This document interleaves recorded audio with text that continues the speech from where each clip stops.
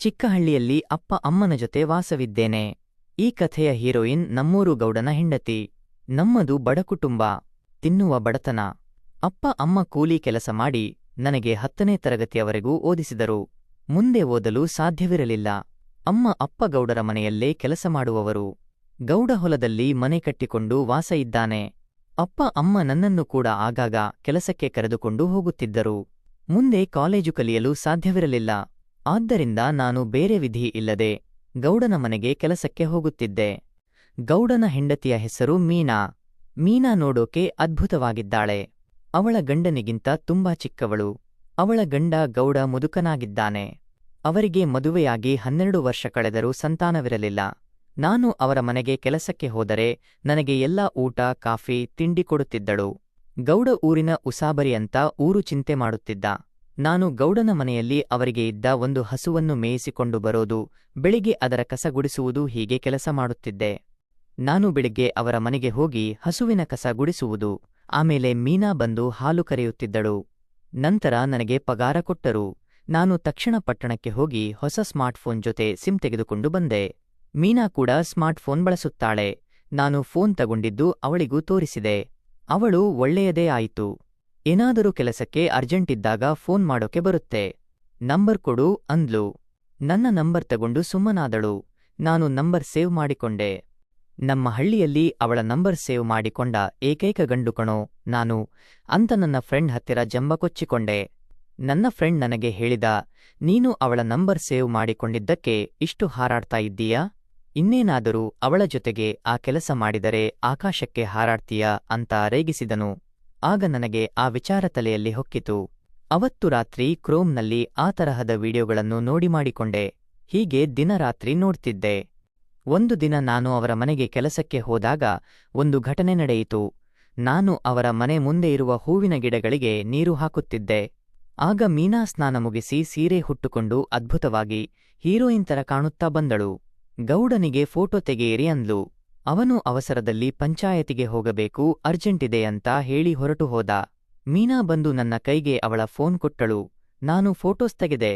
ಆಮೇಲೆ ಫೋಟೋ ತೋರಿಸಿದೆ. ಅವಳಿಗಿಂತ ನನ್ನ ಮೊಬೈಲ್ ಕ್ಯಾಮೆರಾ ಚೆನ್ನಾಗಿತ್ತು. ಅವಳು, ನಿನ್ನ ಫೋನಲ್ಲಿ ಫೋಟೋ ತೆಗೆದು ನನ್ನ ಫೋನ್ಗೆ ಹಾಕು ಅಂದ್ಲು. ನಾನು ಇದೇ ಹಬ್ಬ ಅಂದ್ಕೊಂಡು ತುಂಬಾ ಚೆನ್ನಾಗಿ ಫೋಟೋ ತೆಗೆದೆ. ಅವಳ ಫೋನ್ಗೆ ಹಾಕಿದೆ. ಅವಳು ಅದರಲ್ಲಿ ಒಂದನ್ನು ಅವಳ ವಾಟ್ಸಪ್ ಡಿಪಿಗೆ ಕೂಡ ಹಾಕಿಕೊಂಡಳು. ಹೀಗೆ ನನ್ನ ಹತ್ತಿರ ಫೋಟೋ ಡಿಲೀಟ್ ಮಾಡೋಕೆ ಅವಳು ಹೇಳಲೇ ಇಲ್ಲ. ನಾನು ಫೋಟೋ ನೋಡಿಕೊಂಡು ಹೀಗೆ ದಿನ ಕಳೆದವು. ಅವರ ವೆಡ್ಡಿಂಗ್ ಅನಿವರ್ಸರಿ ಬಂದಿತ್ತು. ಗೌಡ ಮತ್ತು ಗೌಡನ ಹೆಂಡತಿ ಇಬ್ಬರೂ ಚೆನ್ನಾಗಿ ರೆಡಿಯಾಗಿ ದೇವಸ್ಥಾನಕ್ಕೆ ಹೋಗಿ ಬಂದರು. ಸಂಜೆ ಅವರ ಮನೆಯಲ್ಲಿ ಗೌಡನ ಫ್ರೆಂಡ್ಸ್ ಎಲ್ಲ ಸೇರಿ ಕೇಕ್ ಎಲ್ಲಾ ಇತ್ತು. ಹೀಗೆ ಮರುದಿನ ಮೀನಾ ಮುಖ ಸಪ್ಪಗೆ ಇತ್ತು. ನಾನು ಅವಳ ಜೊತೆ ತುಂಬಾ ಸಲುಗೆಯಿಂದ ಇದ್ದಿದ್ದರಿಂದ ಯಾಕ್ರೀ ಡಲ್ ಆಗಿದ್ದೀರಾ ಅಂತ ಕೇಳಿದೆ. ಅವಳು, ಏನಿಲ್ಲ ಕಣೋ ಅಂದ್ಲು. ನಾನು ಹೇಳಿ ಪರವಾಗಿಲ್ಲ ಅಂದೆ. ಅವಳು, ಏನಿಲ್ಲ ಅರ್ಜುನ್ ಅಂದ್ಲು. ಏನ್ರಾತ್ರಿ ಹಬ್ಬ ಜೋರು ಏನ್ರಿ ಅಂದೆ. ಅದಕ್ಕೆ ಅವಳು ಸುಮ್ಮನೆ ಡಲ್ ಆಗಿ ಮನೆ ಒಳಗೆ ಹೊರಟು ಹೋದಳು. ನನಗೆ ಅವಳ ಮುಖಚರ್ಯೆ ನೋಡಿ ಎಲ್ಲ ಗೊತ್ತಾಯ್ತು, ಗೌಡನ ಕುದುರೆಗೆ ಶಕ್ತಿ ಇಲ್ಲ ಅಂತ. ನಾನು ಹೀಗೆ ವಾಟ್ಸಪ್ನಲ್ಲಿ ಚಾಟಿಂಗ್ ಮಾಡೋಕೆ ಶುರು ಮಾಡಿದೆ. ಹೀಗೆ ಅವರ ಇನ್ಸ್ಟಾಗ್ರಾಮ್ ಐಡಿ ಪಡೆದುಕೊಂಡೆ. ಅವಳ ಪ್ರೈವೇಟ್ ಅಕೌಂಟ್ಗೆ ನಾನೊಬ್ಬನೇ ಫಾಲೋವರ್. ಅವಳು ಕೂಡ ನನ್ನ ಫಾಲೋ ಮಾಡಿದ್ಲು. ಹಿಂಗೆ ದಿನ ರೀಲ್ಸ್ ಶೇರ್ ಮಾಡ್ತಾ ಮಾಡ್ತಾ ತುಂಬಾ ಕ್ಲೋಸ್ ಆಗಿಬಿಟ್ವಿ. ಸ್ವಲ್ಪ ದಿನದಲ್ಲೇ ಗೌಡನಿಗೆ ಹುಷಾರು ತಪ್ಪಿತು. ಮೀನಾ ಆಸ್ಪತ್ರೆಗೆ ಪಟ್ಟಣಕ್ಕೆ ಕರೆದುಕೊಂಡು ಹೋದಳು. ಮರುದಿನ ನನ್ನನ್ನು ಕರೆದರು. ಅಲ್ಲಿ ಅವರ ಜೊತೆಗೆ ಇರಬೇಕು ಅಲ್ವಾ, ಒಬ್ಬಳಿಗೆ ನೋಡಿಕೊಳ್ಳಲು ಹೇಗೆ ಸಾಧ್ಯ? ಮೀನಾಗೆ ಅಪ್ಪ ಅಮ್ಮ ಇರಲಿಲ್ಲ. ಅವಳ ಅಣ್ಣ ಕುಡುಕ, ಅವನು ಬರ್ತಿರಲಿಲ್ಲ. ಊರಿನ ಗೌಡನ ಫ್ರೆಂಡ್ಸ್ ಮಾತಾಡಿಸೋಕೆ ಬಂದು ಹೋಗ್ತಿದ್ರು. ನಾನು ಮೀನಾ ಜೊತೆಗೆ ಹೋಟೆಲ್ನಲ್ಲಿ ಊಟ ತಿಂಡಿ ಮಾಡುವಾಗ ಮೀನಾ ನನಗೆ ಆ ತರಹದ ನೋಟಗಳನ್ನು ನೋಡುತ್ತಿದ್ದಳು. ನನಗೆ ಅರ್ಥವಾಗುತ್ತಿತ್ತು. ಹಿಂಗೆ ಗೌಡಗುಣಮುಖನಾದ ಮೇಲೆ 10 ದಿನದ ನಂತರ ಡಿಸ್ಚಾರ್ಜ್ ಮಾಡಲಾಯಿತು. ನಾನು ಮೀನಾ ಜೊತೆಗೆ ಸಾಕಷ್ಟು ಸಮಯ, ಅಂದರೆ 10 ದಿನಗಳು ಕಳೆದಾಗ ಅವಳು ಅವಳ ಜೀವನ ಚರಿತ್ರೆಯನ್ನು, ಗೌಡನ ಬಗ್ಗೆ, ಅವನ ಮನಸ್ಸು ಚೆನ್ನಾಗಿದೆ, ಆದರೆ ಅವನು ಆ ಕೆಲಸದಲ್ಲಿ ತುಂಬಾ ಸಡಿಲ ಇದ್ದಾನೆ ಎಂದು ತಿಳಿಸಿದಳು. ಹೀಗೆ ಅವಳ ಎಲ್ಲಾ ಕಷ್ಟ ಸುಖವನ್ನು ನನ್ನ ಎದುರಿಗೆ ಹೇಳಿಕೊಂಡಳು. ನಾನು ಇದನ್ನೆಲ್ಲ ಕೇಳಿ ಅವಳಿಗೆ ಸಮಾಧಾನ ಮಾಡಿದೆ. ಗೌಡನಿಗೆ ಹುಷಾರು ತಪ್ಪಿದಾಗಿನಿಂದ ನಾನು ಅವರ ಮನೆಯಲ್ಲೇ ಮಲಗಬೇಕಾಗಿತ್ತು. ಕಾರಣ, ಗೌಡನಿಗೆ ಏನಾದರೂ ಸಮಸ್ಯೆ ಆದೀತು ಅಂತ. ನನ್ನ ಅಪ್ಪ ಅಮ್ಮ ಕೂಡ ಏನೂ ಬೇಡ ಅನ್ನಲಿಲ್ಲ. ಕಾರಣ ಅವರು ನಮಗೆ ಸಂಬಳ ಕೊಡುವ ಧಣಿ. ಹೀಗಾಗಿ ನಾವು ಅವರಿಗೆ ಸಹಾಯ ಮಾಡುವುದು ತಪ್ಪಲ್ಲ ಎಂದು ಬಿಟ್ಟರು. ಸ್ವಲ್ಪ ದಿನಗಳ ಕಳೆದು ಹೀಗೆ ಗೌಡ ಕುಡಿಯಲು ಸ್ಟಾರ್ಟ್ ಮಾಡಿದ. ಕುಡಿದು ಬಿದ್ದಾಗ ನಾನೇ ಅವನನ್ನ ಬೈಕ್ ಮೇಲೆ ಕೂರಿಸಿಕೊಂಡು ಮನೆಗೆ ಮುಟ್ಟಿಸಬೇಕು. ಇದರಿಂದ ಮೀನಾ ತುಂಬಾ ನೊಂದುಕೊಂಡಳು. ಗೌಡ ಯಾರ ಮಾತು ಕೇಳುವುದಿಲ್ಲ. ಕುಡಿಯೋಕೆ ಅಂತಾನೆ ಹೊಸ ಅಂಗಡಿ ಇಡಲು ಊರಲ್ಲಿ ಅಂಗಡಿಗೆ ಜಾಗ ಕೊಟ್ಟವನು ಅವನೇ. ಕುಡಿದ ಗೌಡನನ್ನು ರಾತ್ರಿ ಹಾಸಿಗೆಗೆ ಹಾಕಿದೆ. ಮೀನಾಳ ಮುಖ ನೋಡಿದೆ. ಅವಳು ಮುದ್ದಾಗಿ ಕಾಣ್ತಾ ಇದ್ದಳು. ನನಗೆ ಆ ಥರದ ಲುಕ್ ಕೊಟ್ಟಳು. ನಾನು ಹಾಗೆ ಅವಳ ಮುಖ ನೋಡುತ್ತಾ ಹೊರಗೆ ಬಂದು ನನಗೆ ಕೊಟ್ಟ ಜಾಗದಲ್ಲಿ ಮಲಗಿದೆ. ಅವಳು ಬಂದು ನನ್ನ ಪಕ್ಕ ಕೂತಳು. ಅವಳು ಮಾತಾಡೋಕೆ ಸ್ಟಾರ್ಟ್ ಮಾಡಿದಳು. ನಾನು ನಿನ್ನ ಕ್ರೋಮ್ ಬ್ರೌಸರ್ ನೋಡಿದ್ದೇನೆ. ನಿನಗೆ ಡಿಲೀಟ್ ಮಾಡೋಕೆ ಬರಲ್ವಾ ಅಂದ್ಲು. ನಾನು ಬರುತ್ತೆ, ಆದ್ರೆ ಯಾಕೆ ಡಿಲೀಟ್ ಮಾಡ್ಲಿ ಅಂದೆ. ಅವರ ಮನೆಯಲ್ಲಿ ನನ್ನ ಫೋನ್ ಚಾರ್ಜಿಂಗ್ ಹಾಕಿದಾಗ ಎಲ್ಲಾ ನೋಡಿಕೊಂಡಿದ್ದಳು. ನಾನು ಆಂಟಿಗಳ ರಸಿಕ ಎಂದು ಅವಳಿಗೆ ತಿಳಿದಿತ್ತು. ಅವಳು ನನಗೆ ಏನು ಮಾಡಲ್ವೇನೋ ಅಂದ್ಲು. ನಾನು ನೀವು ಹೂ ಅಂದ್ರೆ ಇವತ್ತೇ ಸ್ವರ್ಗಕ್ಕೆ ಪೂರ್ತಿ ಹೋಗಿ ಬರೋಣ ಅಂದೆ. ಅವಳು ತಕ್ಷಣ ಹೂ ಅಂದ್ಲು. ಹೀಗೆ ವಾಪಸ್ ಹೋಗಿ ರಾತ್ರಿ 12ಕ್ಕೆ ಮತ್ತೆ ಬಂದಳು. ನಾನು ಅವಳು ಸೇರಿ ಆ ಕೆಲಸ ಮಾಡಿದೆವು. ಸ್ವರ್ಗ ನೋಡಿದೆವು. ಹೀಗೆ ನಾವು ದಿನಾಲೂ ಶುರು ಮಾಡಿದ್ವಿ. ಮೀನಾ ಮುಖದಲ್ಲಿ ಇಷ್ಟು ದಿನ ಕಾಣದ ನಗು ಕಾಣಿಸೋಕೆ ಶುರು ಆಯ್ತು. ಹೀಗೆ ಹಲವಾರು ತಿಂಗಳುಗಳು ಕಳೆದವು. ಸೀಮಂತ ಕಾರ್ಯಕ್ರಮ ನಡೆಯಿತು. ಗೌಡ ಸಾಹಸ ಮಾಡಿದ್ದೇನೆ ಅಂದುಕೊಂಡು ಊರಿಗೆ ಊಟ ಹಾಕಿಸಿದನು. ಗೌಡ ನನ್ನನ್ನು ಒಂದು ಮಾತು ಸಹ ಕೇಳುತ್ತಿರಲಿಲ್ಲ. ಹಳ್ಳಿಯಲ್ಲಿ ಗೌಡನ ಮಾತಿಗೆ ತುಂಬಾ ಬೆಲೆ ಕೊಡುತ್ತಾರೆ. ಅವನು ಮಾಡುವ ಕೆಲವು ಸಹಾಯ ಎಷ್ಟೋ ಮನೆಗಳನ್ನು ಉದ್ಧಾರ ಮಾಡಿವೆ. ಎಷ್ಟೋ ಜನರಿಗೆ ಕೆಲಸ ಕೊಡಿಸಿ ಸಹಾಯ ಮಾಡಿದ್ದಾನೆ ನಮ್ಮ ಗೌಡ. ಒಂದು ದಿನ ನಾನು ತೋಟದಲ್ಲಿ ಕೆಲಸ ಮಾಡುವಾಗ ಕಾಲಿಗೆ ಪೆಟ್ಟು ಮಾಡಿಕೊಂಡಿದ್ದೆ. ಅದನ್ನು ತಿಳಿದ ಪವಿತ್ರ, ಅಯ್ಯೋ, ನೀನು ಅವಸರದಿಂದ ಯಾಕೆ ಕೆಲಸ ಮಾಡಿ ಹೀಗೆ ಮಾಡಿಕೊಳ್ಳುತ್ತೀಯ ಸೀನು? ನೀನು ಏನಾದರೂ ಹೆಚ್ಚು ಕಮ್ಮಿ ಮಾಡಿಕೊಂಡರೆ ನಮ್ಮ ತೋಟದ ಕೆಲಸ ನೋಡಿಕೊಳ್ಳೋಕೆ ನಿನ್ನಂತ ಇನ್ನೊಬ್ಬ ಕೆಲಸಗಾರ ಎಲ್ಲಿಯೂ ಸಿಗುವುದಿಲ್ಲ ಅಂತ ಹೇಳುತ್ತಾ ನನಗೆ ಸಮಾಧಾನದಿಂದ ಬುದ್ಧಿ ಹೇಳಿದರು. ಇದನ್ನು ಕೇಳಿ ಅವರು ನನಗೆ ಎಷ್ಟು ಕಾಳಜಿ ವಹಿಸುತ್ತಾರೆ ಎಂದು ತಿಳಿಯಿತು. ನಾನು ಸರಿ ಎಂದು ಹೇಳಿ ಮನೆಯ ಕಡೆ ಹೊರಟೆ. ಮರುದಿನ ಬೆಳಗ್ಗೆ ನಾನು ಅವರ ಮನೆಯ ಮುಂದೆ ಇರುವ ಗಾಡಿಗಳನ್ನು ತೊಳೆಯುತ್ತಿದ್ದೆ. ಗೌಡ್ರು ಪೇಪರ್ ಓದುತ್ತಾ ಕುರ್ಚಿ ಮೇಲೆ ಕುಳಿತಿದ್ದರು. ಆಗ ಪವಿತ್ರ ಟೀ ಮಾಡಿಕೊಂಡು ಬಂದು ಟೀ ಕುಡಿಯಿರಿ ಎಂದು ಯಜಮಾನರಿಗೆ ಕೊಟ್ಟು ನನ್ನ ಹತ್ತಿರ, ಹೇ ಸೀನು, ತಗೊಳ್ಳೋ ಟೀ ಕೊಡಿ ಅಂತ ನನಗೆ ಟೀ ಕೊಡಲು ಬಂದಳು. ನಾನು ಅವರು ಬರುವ ನಡಿಗೆಯನ್ನು ನೋಡುತ್ತಾ ನಿಂತುಬಿಟ್ಟೆ. ಅಬ್ಬಬ್ಬಾ, ಎಂತಹ ನಡಿಗೆ! ನೋಡಲು ಕಣ್ಣುಗಳು ಸಾಲದು. ಬೆಳಿಗ್ಗೆ ಲವಲವಿಕೆಯಿಂದ ತುಂಬಿದ ಅವಳ ಮುಖವನ್ನು ನೋಡಿ ನನಗೆ ಮನಸ್ಸಿನಲ್ಲಿ ಉತ್ಸಾಹ ಮೂಡಿತು.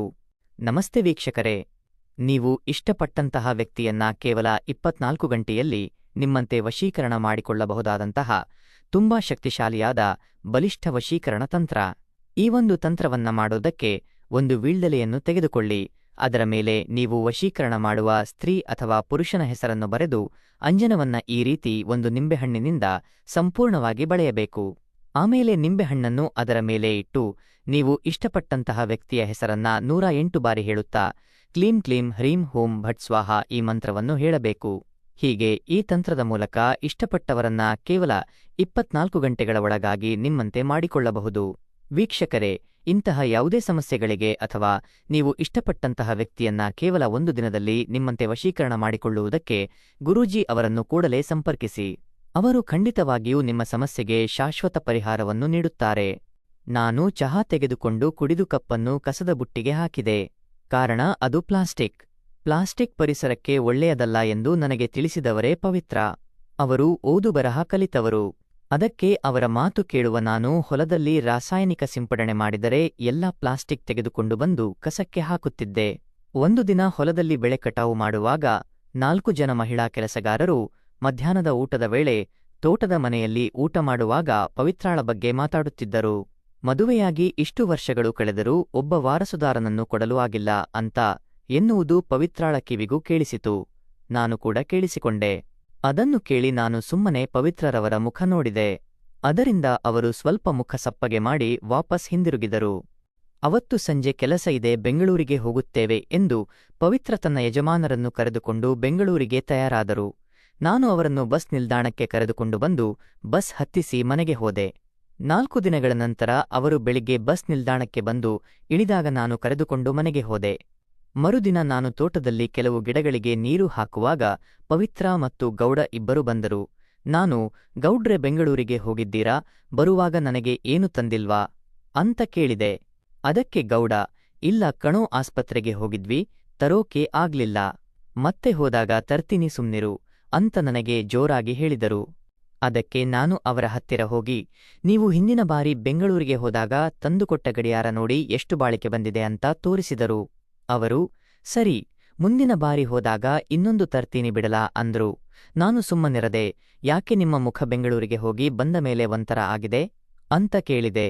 ಅದಕ್ಕೆ ಅವರು, ಅದೆಲ್ಲ ನಿನಗೆ ಹೇಳೋ ಸುದ್ದಿ ಅಲ್ಲ, ಸುಮ್ನಿರಪ್ಪ ಅಂದ್ರು.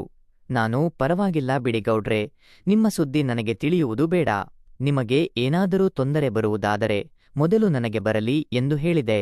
ಅದಕ್ಕೆ ಅವರು, ನೀನು ಕಳ್ಳ, ನಿಜವಾದ ಮನುಷ್ಯ ಅಂತ ಬೆನ್ನು ತಟ್ಟಿ ತೋಟದ ಮನೆಗೆ ಪವಿತ್ರಾಳನ್ನು ಕರೆದುಕೊಂಡು ಹೋಗಿ ಬಾಗಿಲು ಮುಚ್ಚಿಕೊಂಡು ಮುಂದೆ ಏನು ನಡೆಯಬೇಕು ಅದು ನಡೆಯಿತು. ನಾನು ನೀರು ಗಿಡಗಳಿಗೆ ಉಣಿಸುತ್ತಿದ್ದೆ. 10 ನಿಮಿಷದಲ್ಲಿ ಗೌಡ ಬಂದೇ ಬಿಟ್ಟ. ಅದನ್ನು ನೋಡಿ ನನಗೆ ಏನೂ ತಿಳಿಯಲಿಲ್ಲ. ಗೌಡ್ರು, ಇಷ್ಟು ಬೇಗನಾ ಅಂದುಕೊಂಡು ಸುಮ್ಮನಾದೆ. ಸಂಜೆ ಮನೆಗೆ ಬಂದ ಮೇಲೆ ನನಗೆ ಗೌಡನ ಬಗ್ಗೆ ಚಿಂತೆ ಮೂಡಿತು. ನಮ್ಮ ಮನೆಗೆ ಹಣದ ಅವಶ್ಯಕತೆ ಇದ್ದಿದ್ದರಿಂದ ನಾನು ಗೌಡರ ಮನೆಗೆ ಹೋದೆ. ಸ್ವಲ್ಪ ದುಡ್ಡು ಬೇಕಾಗಿದೆ ಅಂತ ಕೇಳಿದಾಗ ಗೌಡ, ಪವಿತ್ರ ಹತ್ತಿರ ಕೇಳು, ನಾನು ಸ್ವಲ್ಪ ಕೆಲಸ ಇದೆ ಹೋಗಬೇಕು ಅಂತ ಅವಸರದಲ್ಲಿ ಬೈಕ್ ತೆಗೆದುಕೊಂಡು ಹೊರಟು ಹೋದ. ಪವಿತ್ರ ಬಂದು ಎಷ್ಟು ಬೇಕಾಗಿದೆ ಎಂದು ಕೇಳಿದಾಗ 10,000 ರೂಪಾಯಿ ಬೇಕು ಎಂದೆ. ಅವಳು, ಸರಿ ಕೂತ್ಕೋ ಅಂತ ಹೇಳಿ ಒಳಗೆ ಹೋಗಿ ಬಂದು ನನಗೆ ದುಡ್ಡು ಕೊಟ್ಟಳು. ದುಡ್ಡು ಕೊಡುವಾಗ ಕೈತಾಗಿತು. ನನಗೆ ಗೊತ್ತಿಲ್ಲದೆ ನನ್ನ ಮನಸ್ಸಿನಲ್ಲಿ ಏನೇನೋ ನಡೆಯುತ್ತಿದೆ. ಹೇ ಸೀನಾ, ಏನು ಚಿಂತೆ ಮಾಡುತ್ತಿದ್ದೀಯಾ, ಏನಾದರೂ ತೊಂದರೆ ಆಗಿದೆಯಾ ಎಂದು ಕೇಳಿದಳು. ಅದಕ್ಕೆ ನಾನು, ಏನಿಲ್ಲ ಎಂದು ಅವರ ಸೌಂದರ್ಯವನ್ನು ನೋಡುತ್ತಾ ಎದ್ದು ಹೋಗಿ ಬರ್ತೇನೆ ಎಂದು ಹೇಳಿದೆ. ಅವರು, ಇರೋ, ಸ್ವಲ್ಪ ಬಿಸಿ ಬಿಸಿಯಾಗಿ ಚಿತ್ರಾನ್ನ ಮಾಡಿದ್ದೀನಿ, ನಿಮ್ಮ ಗೌಡ್ರು ಅವಸರದಲ್ಲಿ ತಿನ್ನೋಕೆ ಹೋದ್ರು, ನೀನು ಬಂದಿದ್ದೀಯಾ, ಸ್ವಲ್ಪ ತಿಂದು ಹೋಗು ಅಂತ ಹೇಳಿದರು. ನಾನು ಅವರ ಮಾತು ಮೀರುವುದಿಲ್ಲ, ಅಲ್ಲೇ ಕುಳಿತುಕೊಂಡೆ. ಅವರು ಚಿತ್ರಾನ್ನ ತಂದು ಬಡಿಸಬೇಕಾದರೆ ಆ ಸೌಂದರ್ಯ ಎದ್ದು ಎದ್ದು ಕಾಣುವುದರಿಂದ ನನ್ನ ತಮ್ಮನ ಡ್ಯಾನ್ಸ್ ನಡೆಯಿತು. ಅವರು, ಚಿತ್ರಾನ್ನ ಹೇಗಿದೆ ಎಂದು ಕೇಳಿದಾಗ ನಾನು, ನಿಮ್ಮಂತೆಯೇ ಅದ್ಭುತವಾಗಿದೆ, ನಿಮ್ಮ ಕೈರುಚಿ ಎಂದರೆ ನಾನು ಊಟದ ನಂತರವೂ ಊಟ ಮಾಡುತ್ತೇನೆ ಎಂದು ಹೇಳುತ್ತಾ ಅವರ ಮುಖವನ್ನೇ ನೋಡುತ್ತಿದ್ದೆ. ಅವರು, ನನ್ನ ಕೈರುಚಿಯನ್ನು ಮಾತ್ರ ಊಟ ಮಾಡ್ತೀಯಾ ಅಥವಾ ನನ್ನ ಅಂತ ಹೇಳುತ್ತಾ ಸುಮ್ಮನಾದರು. ನಾನು ನನಗೆ ಸರಿಯಾಗಿ ಕೇಳಲಿಲ್ಲ ಎಂದು ಅವರ ಮುಖ ನೋಡಿದೆ. ಅದಕ್ಕೆ ಅವರು, ಏನು ತಿಳಿಯದವನ ತರ ಆಡಬೇಡ ಸೀನಾ, ನನ್ನ ಪರಿಸ್ಥಿತಿಯನ್ನು ನೀನು ಬಿಟ್ಟರೆ ಜಗತ್ತಲ್ಲಿ ಯಾರೂ ಅರಿಯಲು ಸಾಧ್ಯವಿಲ್ಲ, ನೀನು ಮಾತ್ರ ಸಹಾಯ ಮಾಡಲು ಸಾಧ್ಯ. ನಾವು ಅವತ್ತು ಆಸ್ಪತ್ರೆಗೆ ಹೋಗಿದ್ದು ಅದನ್ನು ತಿಳಿಯಲು. ಗೌಡ್ರ ಹತ್ತಿರ ಇರೋ ಸಮಸ್ಯೆಗೆ ಡಾಕ್ಟರ್ ಕೂಡ ದೇವರೇ ಪರಿಹಾರ ಕೊಡಬೇಕಂತೆ ಹೇಳಿದ್ದಾರೆ. ದೇವರು ನಿನ್ನ ರೂಪದಲ್ಲಿ ಬರುತ್ತಾನೆ ಎಂದು ನಾನು ನಂಬಿದ್ದೇನೆ ಎಂದು ನನ್ನ ಮುಂದೆ ಪವಿತ್ರ ಹೇಳಿದಳು. ಅದನ್ನು ಕೇಳಿ ನನಗೆ ಒಂದು ಕ್ಷಣ ತಣ್ಣೀರಲ್ಲಿ ನೆನೆದಂತೆ ಆಯ್ತು. ನನ್ನ ಕೈ ಮೇಲೆ ಅವರು ಕೈ ಇಟ್ಟು, ಏನಾದರೂ ಮಾತಾಡು, ಸುಮ್ಮನೆ ಯಾಕೆ ನಿಂತಿದ್ದೀಯಾ ಅಂತ ಕೇಳಿದರು. ನಾನು ಏನು ಮಾತಾಡದೆ ಸುಮ್ಮನೆ ನಿಂತು ತಲೆ ತಗ್ಗಿಸಿದೆ. ಅವರು ನನ್ನ ಕೈಯನ್ನು ಹಿಡಿದು ಕೇಳುವಾಗ ನನಗೆ ಏನು ಹೇಳಬೇಕೆಂದು ತಿಳಿಯದೇ ಇರುವಾಗ, ನಿಮ್ಮ ಗೌಡ್ರು ಬರೋದು ಸಂಜೆಯಾಗುತ್ತದೆ, ಅವರು ತಿಂಡಿ ತಿನ್ನದೆ ಅವಸರದಲ್ಲಿ ಹೋಗಿದ್ದು ಪಕ್ಕದೂರಿಗೆ, ಅವರು ತಿನ್ನಬೇಕಾಗಿದ್ದ ತಿಂಡಿಯನ್ನು ನೀನು ತಿನ್ನಬಹುದು, ಆದರೆ ಅವರು ಮಾಡಬೇಕಾಗಿದ್ದ ಕೆಲಸವನ್ನು ನೀನು ಮಾಡಿದರೆ ತಪ್ಪೇನು ಎಂದು ಕೇಳಿದರು. ನಾನು ಸುಮ್ಮನೆ ನಿಂತಿದ್ದೆ. ಅವರಿಗೆ ಏನಾದರೂ ತಿಳಿಯುತ್ತದೆ ಎಂದುಕೊಂಡರೆ ನಿನ್ನ ತಪ್ಪು ಕಲ್ಪನೆ ಎಂದು ಹೇಳಿದರು. ನಾನು, ಸರಿ, ನಿಮ್ಮ ಮಾತಿಗೆ ನನ್ನ ಒಪ್ಪಿಗೆ ಇದೆ, ನೀವು ಓದಿದವರು, ಇಷ್ಟು ದಿನ ನೀವು ಹೇಳಿದಂತೆ ಕೇಳಿದ್ದೇನೆ, ನೀವು ಹೇಳಿದ ಕೆಲಸ ಮಾಡಿದ್ದೇನೆ, ಇನ್ನು ಮುಂದೆಯೂ ಇದೇ ಮಾತು ಎಂದು ಹೇಳಿಬಿಟ್ಟೆ. ಅದಕ್ಕೆ ಅವರು ಖುಷಿಯಿಂದ, ಇನ್ನು ನಿಜವಾದ ನಮ್ಮ ಮನೆಯ ಶ್ರೀನಿವಾಸ ಎಂದರೆ ಎಂದು ಹೇಳಿ ನನಗೆ ಶಾಬಾಷ್ ಹೇಳಿದರು. ನಾನು, ದುಡ್ಡು ಮನೆಗೆ ಕೊಟ್ಟು ಬಂದರೆ ಚೆನ್ನಾಗಿರುತ್ತದೆ ಎಂದು ಹೇಳಿದಾಗ ಅವರು, ಕಾಯ್ತಾ ಇರ್ತೀನಿ, ತಡಮಾಡಬೇಡ ಎಂದರು. ನಾನು ಅವರಿಂದ ಕೈಬಿಡಿಸಿಕೊಂಡು ಮನೆಗೆ ಹೋಗಿ ಬರುತ್ತೇನೆ ಎಂದು ಮನೆಗೆ ಬಂದು ದುಡ್ಡನ್ನು ಅಪ್ಪನ ಕೈಗೆ ಕೊಟ್ಟೆ. ಮತ್ತೆ ಆ ಕೆಲಸ ಮಾಡಬೇಕು ಎಂದು ಅವಸರದಿಂದ ಪವಿತ್ರ ಮನೆಗೆ ಹೊರಟಿದ್ದೆ. ಗೌಡನ ಬೈಕ್ ಮನೆಯ ಮುಂದೆ ಬಂದು ನಿಂತಿತು. ನನಗೆ ಎದೆಯಲ್ಲಿ ಡವಡವ. ಏನಾಯ್ತು ಶಿವನೇ, ಏನೋ ಮಾಡಲು ಹೋಗಿ ಏನೋ ಆಯ್ತಲ್ಲ, ಅವರು ನಮ್ಮ ಮನೆಗೆ ಬರಲು ಏನು ಕಾರಣ ಇರಬಹುದು? ನನಗೆ ದಿಕ್ಕೆ ತೋಚಲಿಲ್ಲ. ನಾನು, ಏನು ಗೌಡ್ರೆ ಮನೆಗೆ ಬಂದಿರಿ ಎಂದು ಸಾಧಾರಣವಾಗಿ ಕೇಳಿದೆ. ಅವರು ಸ್ವಲ್ಪ ಬಾರೋ ಕಾರ್ಕಿ, ಬಾ, ಪಕ್ಕದ ಊರಿಗೆ ಹೋಗಿ ಬರೋಣ ಎಂದು ನನ್ನನ್ನು ಕರೆದರು. ಸೀದಾ ಅವರ ಮನೆಗೆ ಹೋದೆವು. ಗೌಡ ಅವಸರದಲ್ಲಿ ಗಾಡಿಯ ಹಾರ್ನ್ ಮಾಡಿದ. ಒಳಗಿನಿಂದ ಬಂದ ಪವಿತ್ರ, ರೀ ಬನ್ನಿ ತಿಂಡಿ ತಿನ್ನಿ ಎಂದಳು.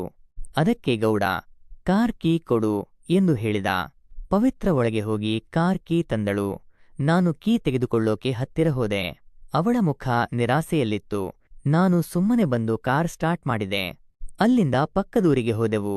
ಅಲ್ಲಿಂದ ವಾಪಸ್ ಬಂದ ಮೇಲೆ ಒಂದು ದಿನ ಆ ಕೆಲಸ ಮಾಡಲು ಬಿಡುವು ಸಿಗುತ್ತದೆ. ಅದನ್ನು ನಿಮ್ಮ ಮುಂದೆ ಹೇಳುತ್ತೇನೆ. ದಯವಿಟ್ಟು ವಿಡಿಯೋಗೆ ಲೈಕ್ ಕೊಟ್ಟು ಚಾನೆಲ್ನ ಸಬ್ಸ್ಕ್ರೈಬ್ ಮಾಡಿಕೊಳ್ಳಿ. ಮುಂದಿನ ವಿಡಿಯೋದಲ್ಲಿ ಭೇಟಿಯಾಗೋಣ. ಧನ್ಯವಾದಗಳು.